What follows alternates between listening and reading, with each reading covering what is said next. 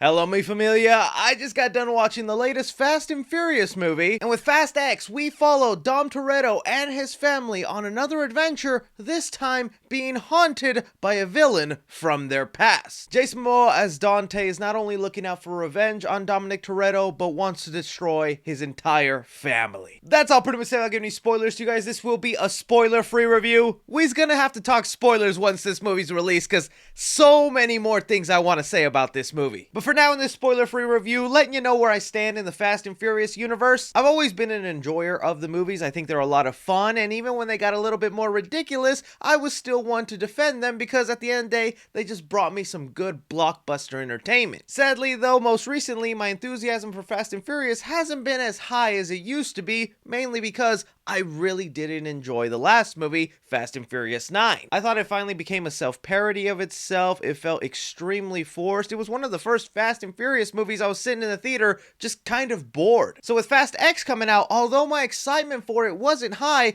I still wanted it to bring back that entertaining, fun value I would get from watching a Fast and Furious movie. Then the behind-the-scenes drama started. The director quit 3 weeks into making the movie. They scrambled quickly to find another director, Lois Leterrier, and then it even is rumored to be one of the most expensive Fast and Furious movies ever made. Oh, and did I mention where this was supposed to be a 2-part finale, and Vin Diesel recently announced it's actually a 3-part finale? There's a lot going on in the Fast and Furious universe. But okay, with all of that out of the way, walking out of Fast X, I am happy to say it's an improvement over 9, but not by a whole lot. Diving into the positives first about this movie, it finally feels fun again. That was one of the biggest drawbacks to me about Fast 9. It didn't feel fun. It just felt like crazy, nonsensical action that even using the logic within the Fast and Furious world felt ridiculous and dumb. Shooting a car up into space and doing a mission with that felt more like a checklist that they wanted to flex on you instead of actually making sense within its world. In Fast X, I say they tame back the stunts a little bit, but it honestly works better. There's an entire sequence with this big ball that's a bomb rolling around Rome, and I finally felt that adrenaline fun rush that Fast and Furious was known for. It was a suspenseful moment, characters were in danger, but you still had Dominic Toretto defying the laws of physics and gravity, and you know what? I bought into it. Even jumping off that point, I'll say the story this time around was actually really engaging and fun. I thought it was kind of cliche to go back all the way to Fast 5, arguably the best Fast and Furious movie, and pull out of their butts that the son of the villain, Jason Momoa, was out for revenge all this time, hunting him down for 10 years. But no, it actually worked for them, because I was glued to the screen, at least for the first half of this movie, not only being entertained by the ridiculous action, but also going, how is my familia gonna get out of this situation? Leading me to the biggest positive I can give this movie, Jason Momoa. Another aspect of this film I didn't know if it was gonna work or not. He actually is a really fun, crazy, psychotic villain. I think it'll be up to your personal taste how you like the way Jason Momoa portrays himself as Dante, but to me, he was a refreshing villain within this universe, okay? A lot of the villains in the Fast and Furious universe have been kind of stale. It also doesn't help that you know most of the time these villains are gonna end up becoming familia by the end of the movie. But here with Jason Momoa, he just goes full on crazy. I saw people comparing him to the Joker of the Fast and Furious universe, and I was like, what does that even mean? You watch the movie and you're like, yeah, I see the Joker comparisons now. It might not be everybody's cup of tea, but to me, I was having fun with it. Jason Momoa was making me laugh, and he was also kind of having my jaw on the ground with the way he would get the upper hand in a room that looks like he was about to lose. Another thing I actually kind of appreciated about Fast X is this felt the most like connected in terms of all the other previous movies. We're 10 films in. At this point, you kind of know your audience is getting smaller and smaller and smaller. Somehow, Fast and Furious defies laws and physics in real life, and the audience only gets bigger. But in Fast X, it wasn't just that they had like callbacks and references to previous movies, things that happened in previous films outside of Fast 5, you know, giving Dante his origin for being the villain in the film. So many of the missions that happened in previous movies connect here and are now blended into the story kind of seamlessly, and I thought that was nice. But putting those positives aside for now and diving into the things I was mixed to negative about, I do want to make it clear, I like this movie. I enjoyed it. This isn't going to be the Fast and Furious movie that's going to gonna turn you into a fan. If you're an enjoyer of this franchise,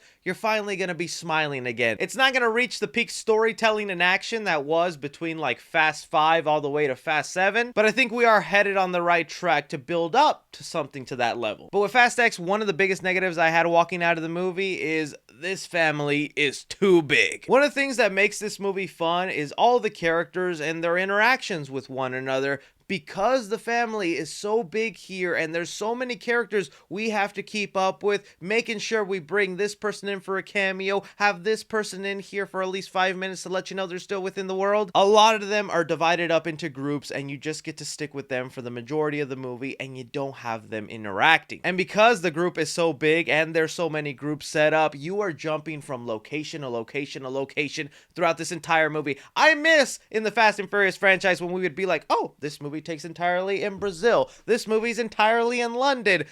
In this one, London, Rome, Brazil, New York. You're all over the world within the span of like 30 minutes. And because in the franchise you're already so bubbled up with returning characters that have been with the franchise for so long, some of the newer ones you want to introduce kind of suffer in the process, like Brie Larson. I think she was actually great in the movie. I enjoyed her a lot. There is one aspect of her character that made my eyes roll, but we'll talk about that in spoilers. But for the most part, Brie Larson was fantastic, and I would have loved to have seen more of her in the movie, but her screen time can basically be summed up to like 7 minutes. Same goes for Alan Ritchson. I thought he was kind of cool for the scenes he was given, and I would have liked to have seen more of him. It just makes the movie feel really overstuffed and like a lot is going on, especially when you get to like the ending of this movie, because they definitely are trying to treat this like the Infinity War of the Fast and Furious franchise, and let's just say it just ends abruptly. It feels like it ends in the middle of the story, and that might piss some people off, but to me, it kind of makes me intrigued to want to jump back in for the next one. You have me hooked in, and I want to see how that problem is resolved. One thing I'll say I'm mixed about, but I'm leaning towards more positive than negative on this, is John Cena's character. I was so ecstatic to see John Cena join the Fast and Furious universe in 9, even though he was going to become the long-lost brother of Dominic Toretto.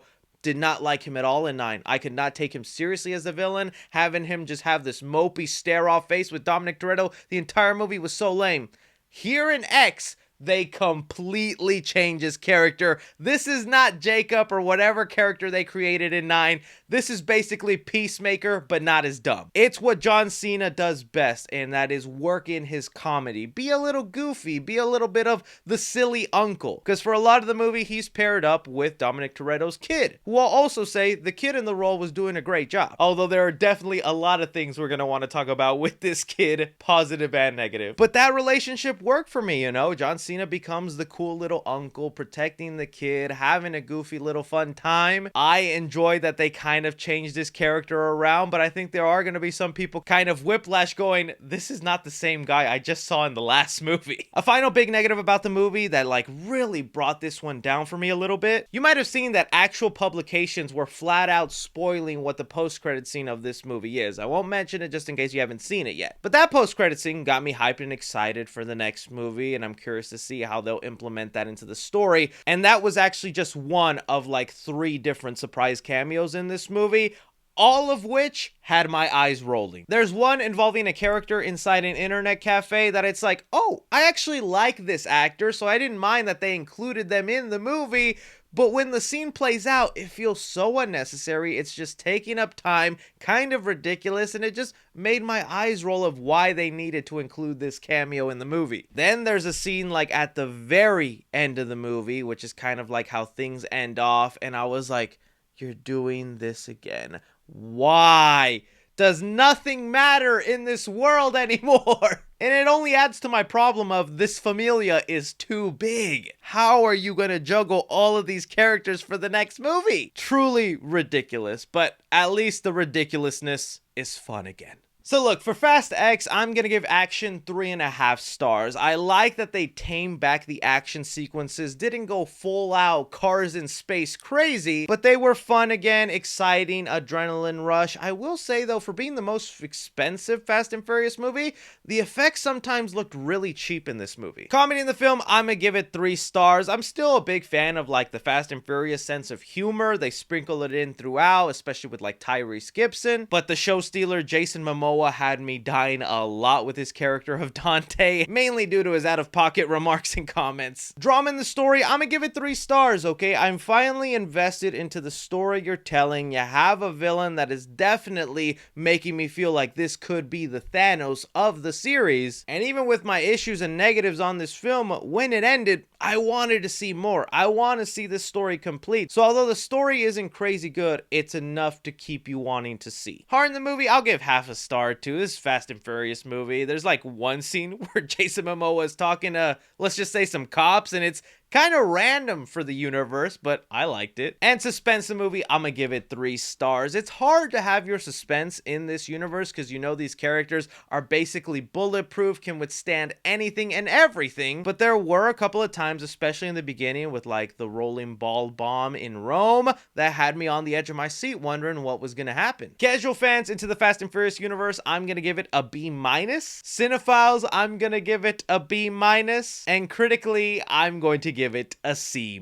Speaking as a fan of the franchise who actually enjoys watching this movie, although I was a little bit annoyed by a few things, I still walked out of this film smiling, and for that reason, I think it's worth watching in theaters.